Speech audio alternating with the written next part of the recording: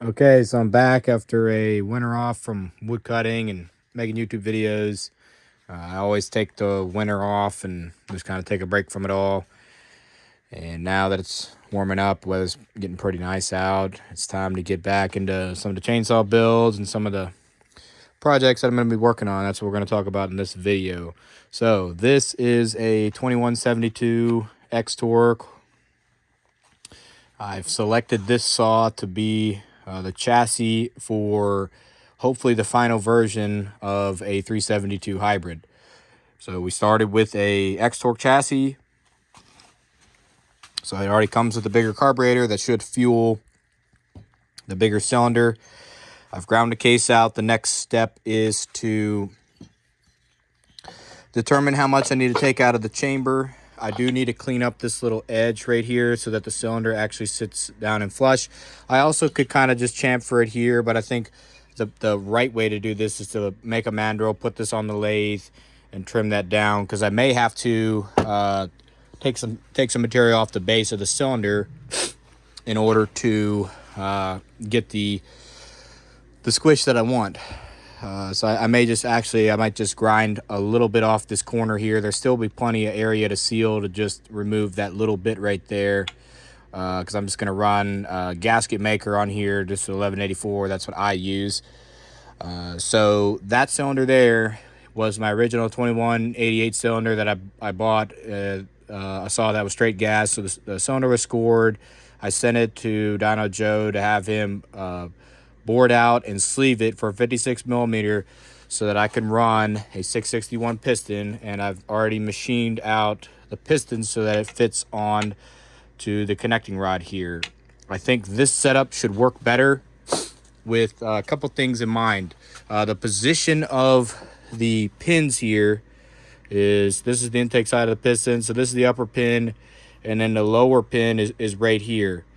So I think that having a sleeve cylinder that I can make the exhaust the width that I want and set the intake height while still having a cylinder wall there and not filling it, you know, just the whole wall is epoxy. I'll just cut out what I want, reshape how I want the intake to how the entrance I want it to be, and then keep the, I guess, just keep it better. So it's already got the pilot holes in here. That's the bottom of the piston skirt at top dead center. Or well, it's a piston dropped in there, top dead center. So that's a little bit about this. The reason that I selected this saw is I like the 2172, the red saw. I think they look better than the orange Husqvarna ones. And I found this one. It was a decent deal for, you know, what I was trying to do and what I wanted to spend on it. But I think this combination will work good. I've got a Redbeard, one of his oiled filters to go on here. I'm going to modify the handle that was an OEM X-Torque handle that I put on this one. I'm going to modify that. Either I'm going to modify that handle or I'm going to buy a 372 tank handle. The biggest difference between the tank handles on this one versus that one is just a lot nicer. It's a lot more consistent, whereas this one is not good. The quality on this here is not very good. This is probably the worst casting quality of the Farmertech saws that I've seen is this one right here. And I think that this was like one of the original ones that they copied. And it looks like they did not update anything because this is a fairly new saw here. This one had an 064 connecting rod. And I did that. I swapped the connecting rod in here so that I could run the 390 13 mil piston. So it's got a 13 millimeter wrist pin on the piston, but that piston's like 130 grams, like full or something like that. It's super heavy. This one's only 100. It's very close in weight to the 372 X-Torque piston. So I also wasn't very concerned about grinding in here in the case because I'm just going to wash it out. And then once I prove this saw is a good runner, then I'm going to take it apart and put some decent bearings in it. The other issue why I lost interest in this one here was the size of these pockets here for those the seals, you know, to seal the crankcase up. They're a different size than an OEM seal. Like the outer diameter and the press on it is different, so you can't use OEM seals in here. They're too small. So that's one of the other reasons why I went with an OEM chassis to try to do this hybrid. The goal is that this saw has the power of a ported 661, but at the weight of, you know, about a 500i. This is going to be very close in weight to a 500i. I like this chassis because it's a little bit longer here. So when you're running a little longer bar, you should have more leverage, and it should be a little easier on the operator. So that's a little update on this one. There's a decent amount of work that goes into doing this, and as I'm going along, I'll probably just shoot a video or two to just kind of explain how I did this. And I know that it will work. I just want to get this one right. So the fins need to be trimmed right there, and a little bit over here as well. And then the holes need to be narrowed, and then you got to grind a relief in here for the socket head screws, and screws like this to go in there and actually be able to pull the cylinder down. So the other project that I'm going to be working on really soon, this one I'll get done. I'll just kind of work on it a little bit every day till it's done. It's kind of, you know, my like little stress relief type activity when I'm done with work. I have a new job that I've been working, so that's been consuming a lot of my time figuring out all the processes and how, you know, how it works there. But let's talk about the 880. So this was my original 880. It exploded this rod bearing right here, and shot one of the bearings through the transfers and wrecked the piston. It didn't wreck the cylinder wall, so I'm going to take that piston and cylinder, since that one ran really good, throw it on this chassis. This is my second 880, Farmertech 880. I'm going to throw it on that one, and that's going to be my milling setup. I know that it's not ideal for milling, but I think it's got enough power with a non-aggressive raker to mill with. So I've got a 41-inch bar that I need to switch the tip over to 3/8, run a 3/8 063, full skip, round chisel chain. That's what I'm going to mill with. I got to get the organ chain grinder more set up to grind that chain and get good at, you know, running that thing again, because I don't really use it much at all unless I grind the rakers for my square ground chains. So that's going to be the setup. I'm going to kind of, you know, dial my setup in with this 41-inch and get a winch set up. So I pretty much like this project, I'm trying to go as cheap as possible. I don't want to invest any more money in it than I have to. So I've got a Chinese 72, so it's a Farmertech 72-inch bar. That's 404. That I bought a 3/8 063 tip to go into. It looked like it is a copy of a Sugihara, so hopefully that I'm right based on the pictures. I'll know that when the bar and the tip get here. It might already be here. I might have to just go to the post office tomorrow morning and pick it up if I've got the slip. But I know it came UP or USPS because it's eBay. Most of the time they use that on eBay. So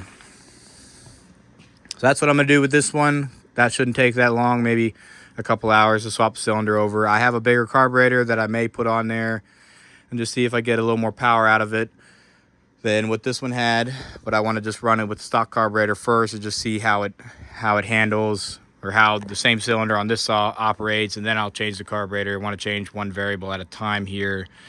That 064 up there, I want to go back into and change some stuff. I like that bigger chassis.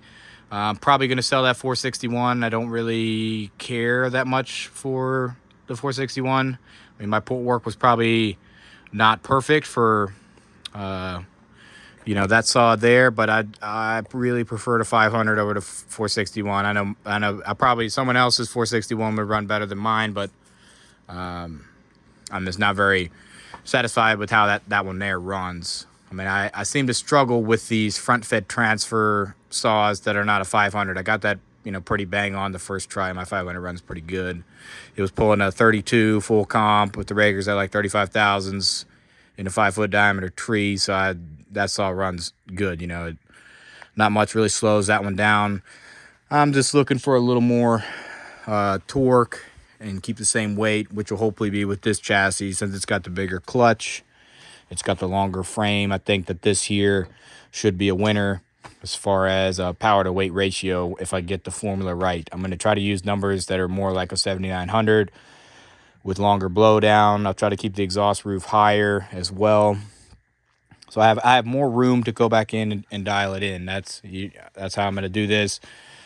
So I don't have to start over, because this took a while to get, done.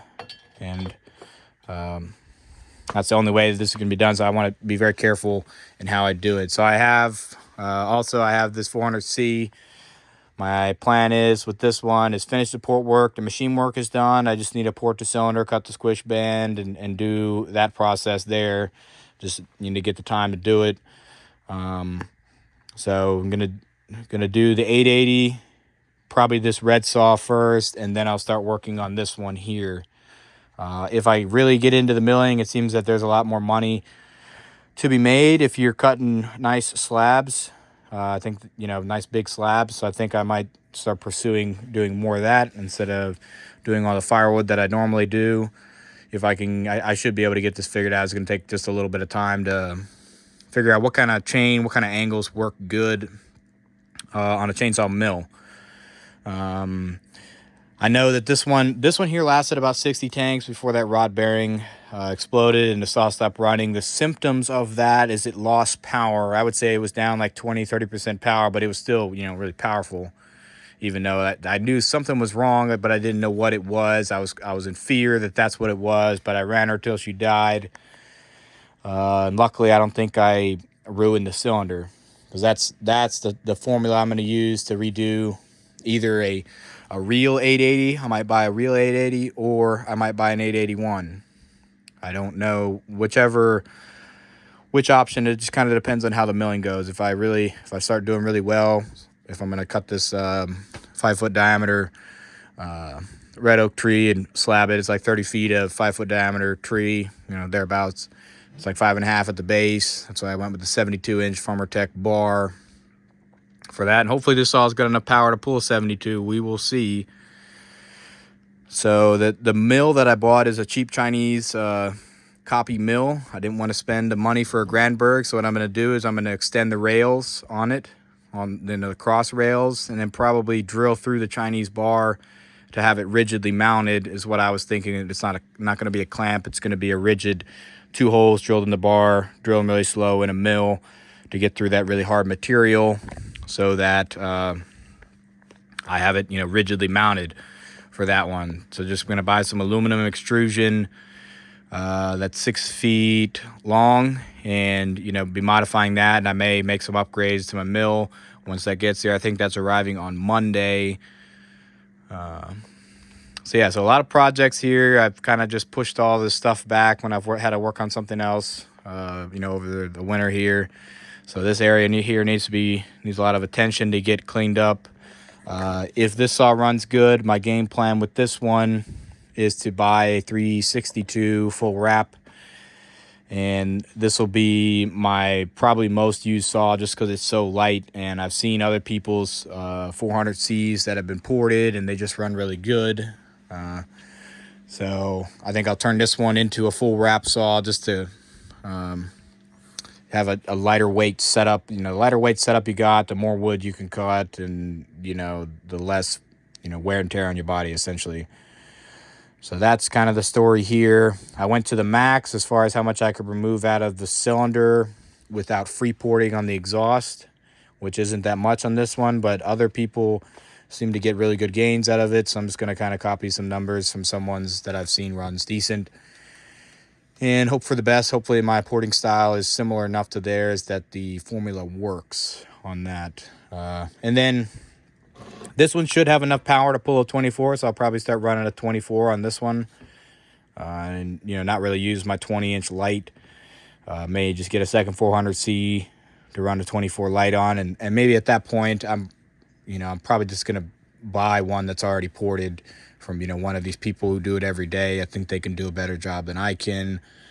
And I'm, running, I have, less time now with working more hours for me to actually, do this. This takes a long time to do yourself, especially if you're not an expert like me. So I really like this chassis, so I would pay to have, because this would be my most used saw anyways, or will be when it's back together.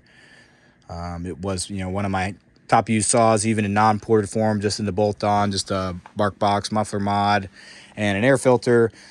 So I assume that in ported form it'll be even, I'll even have more desire to run it than I did, in non-ported form, because it seemed to really wake up with some, light port work on it. So yeah, so I'm gonna go back into that 064 as well. See if I might do a 56 mil cylinder on it with a 394 or 395 piston, probably one from the Duke. I like those pistons are pretty lightweight and they hold up good. That's what's in was in both of these saws, is a 3120 piston from the Duke. So I probably would do a 395 piston to go in that one. Then there'll be a decent amount of machine work to get that to work, because the pin to crown height is taller on a 395 versus a 064 pin to crown height. But that's kind of what I'm thinking for that one. I don't want to sell that 064, but I do want to get rid of that 461. I don't really feel like messing with that one, and I don't know. I don't think I can do much better port work wise than what that already is. So yeah, and then up there I've got a 044 that I need to build, and I'll do numbers very similar to my 440 hybrid. We'll see how that works, and then I'll probably sell that one. And then up there in the middle is my 661 that I'm waiting for a 58 millimeter big bore that's been ported and bored to run the 58 millimeter Wiseco piston. So that's what that saw there is gonna run. I seem to be able to run my 500 still got the Wiseco piston in it, and that saw have never had an issue with it. So that's what I'm gonna run on that 661, just to get a little more power out of that one as well, with already good port work from someone else. And then that saw there on the far left is my Farmer Tech 460. So I had to rob some parts because either they were lost or misplaced. So I had to order some parts to get that 460 back going. I mean, essentially, like, if you're doing what I'm doing, it's best to have multiple saws that are already sharp that I can just grab.